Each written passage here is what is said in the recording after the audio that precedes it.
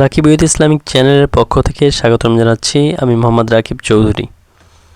আজ আমরা দোয়া মাসুরা শিখব, যেটি আখেরি বৈঠকে পড়তে হয়, অর্থাৎ আত্তাহিয়াতু দুরূদ শরীফ, তারপর যে দোয়াটি পড়তে হয় সেটিকে বলা হয় দোয়া মাসুরা। তো আমরা এটি সুন্দরভাবে শিখব। চলুন শুরু করা যাক।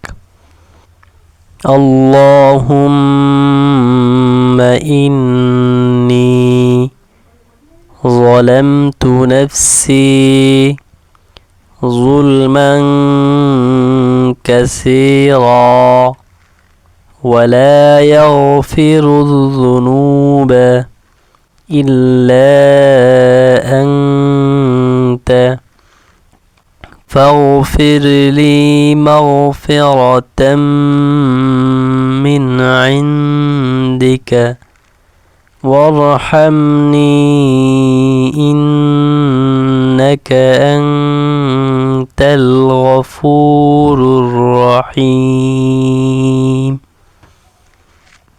অর্থ, হে আল্লাহ, আমি আমার আত্মার উপর অসংখ্য জুলুম করিয়াছি এবং তুমি ব্যতীত পাপসমূহ ক্ষমা করিবার আর কেহই নাই।